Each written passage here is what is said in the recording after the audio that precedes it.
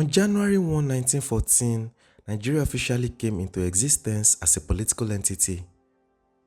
This date marked the birth of a nation and the administrative merger of two distinct colonies, Northern Nigeria and Southern Nigeria, into a single colonial unit under British rule. The amalgamation was engineered by Lord Frederick Lugard, a soldier administrator whose ideas would shape British colonial governance in the country. You see, before 1914, Nigeria did not exist as a unified political entity. The North and South had evolved under different historical, religious, economic, and administrative lines. The North was dominated by the legacy of the Sokoto Caliphate, an Islamic empire ruled through emirs and grounded in Islamic law. The South, by contrast, was more religiously diverse, commercially oriented, and heavily influenced by Christian missions, Western education, and Atlantic trade. The decision to merge these two regions was not driven by a vision of national unity, shared identity, or popular demand. It was driven by economics, imperial efficiency, and Britain's need to govern cheaply and securely during a period of global uncertainty, the very year the First World War began. We tell the full story of the 1914 amalgamation of Nigeria in this episode.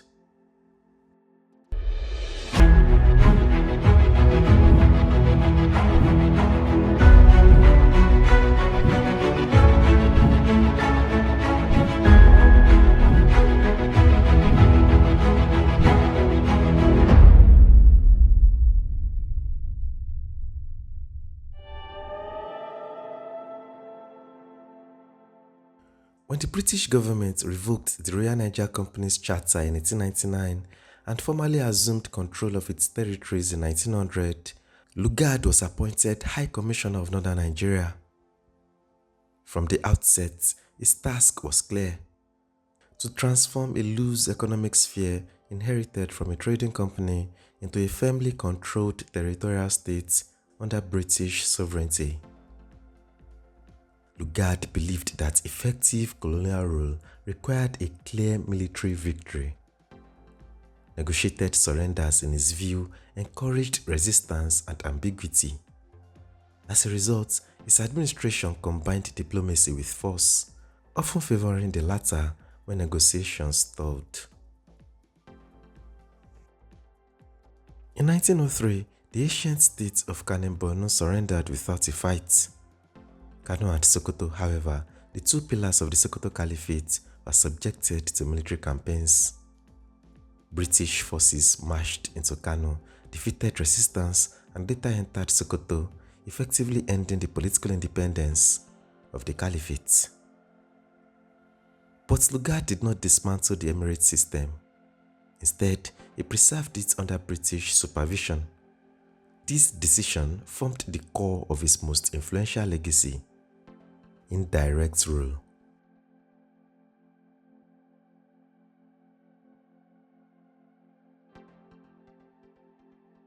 Lugard's system of indirect rule was both pragmatic and ideological. The British lacked the manpower and finances to rule Nigeria directly. Northern Nigeria alone covered more than 700,000 square kilometers, accounting for nearly 78% of Nigeria's total landmass, almost 4 times the size of the South. Under indirect rule, defeated rulers were retained in office if they accepted British authority, abolished slave trading, and cooperated with colonial officials. Emirs kept their titles and prestige, but real power shifted upward. British district officers had final authority, and emirs could be deposed at the discretion of the High Commissioner. The old political hierarchy remained intact, but it is now capped by a new overlord, the British colonial state.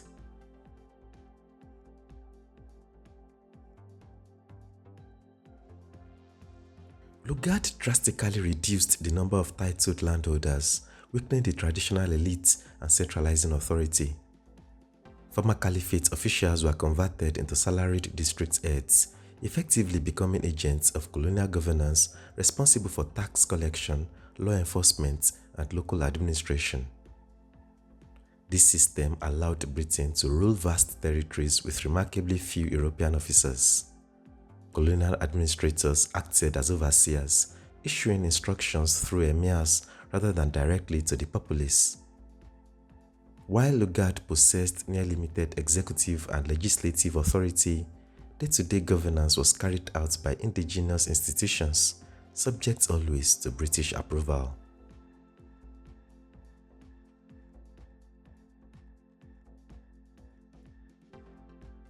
Indirect rule preserved Islamic legal institutions in the north. Sharia courts continued to operate, dealing with personal status matters such as marriage, inheritance, land disputes, debt, and slave emancipation. This dual legal system, Islamic law for Muslims and colonial law for broader administration, reinforced the dominance of Hausa and Fulani Muslim elites, particularly in the so-called Middle Belt, where many communities were non-Muslim. In effect, indirect rule confirmed and in some areas imposed northern political dominance over diverse ethnic groups. While this ensured administrative stability, it sowed long-term tensions that would resurface repeatedly in Nigeria's post-independence history.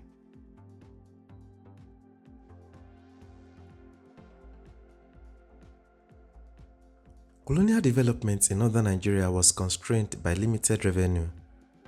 Lugard's first major financial reform was separating the emir's private purse from the public treasury. Taxes collected locally were split. Initially 1/4, later 1/2 went to the colonial government.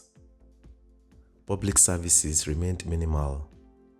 In the south, Christian missionaries filled the gap in education and healthcare. In the north, Lugard restricted missionary activity to preserve Islamic authority. As a result, education and medical services lagged significantly in the north, a disparity that would have lasting consequences. Infrastructure development focused on extraction rather than welfare. Railways were built to transport tin from the Jos Plateau and granules and cotton from the north to southern ports, where they were shipped to Britain.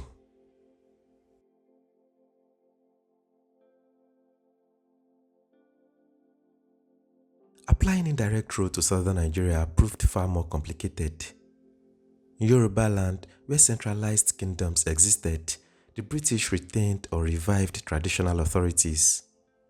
Here, indirect rule functioned relatively smoothly. Among the Igbo, however, decentralized political systems posed a challenge.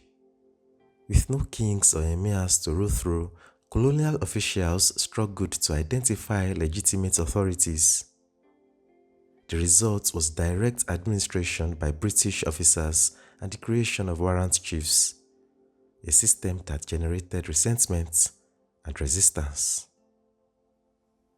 Igbo opposition to colonial rule drew on traditional egalitarian values. In contrast, indirect rule in the north and among the Yoruba helped contain early resistance by embedding colonial authority within familiar institutions.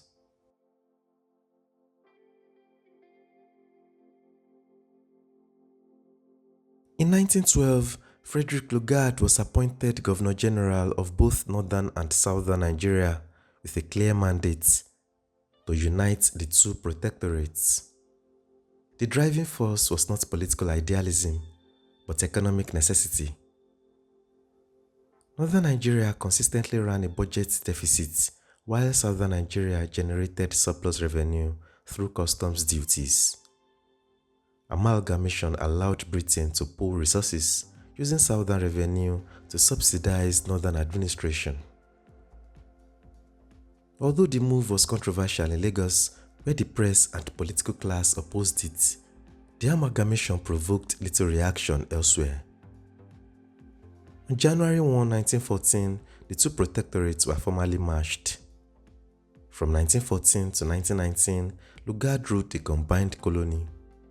He spent roughly half of each year in England, governing Nigeria from afar through a rigid military-style hierarchy. Decisions were often delayed until his return, reinforcing a centralized and authoritarian administrative culture.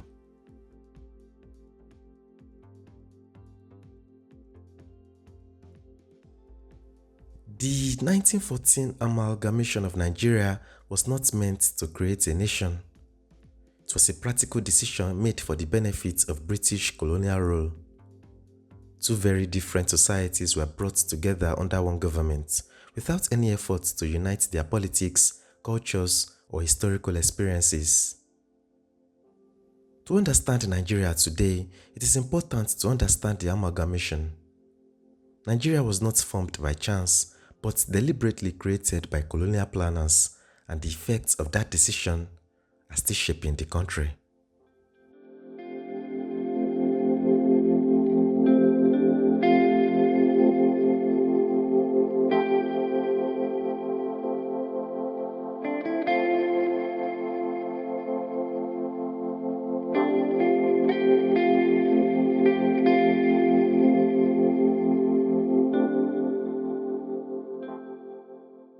Understanding the amalgamation is essential to understanding Nigeria itself, not as an accident of history, but as a carefully engineered colonial construct whose consequences are still unfolding.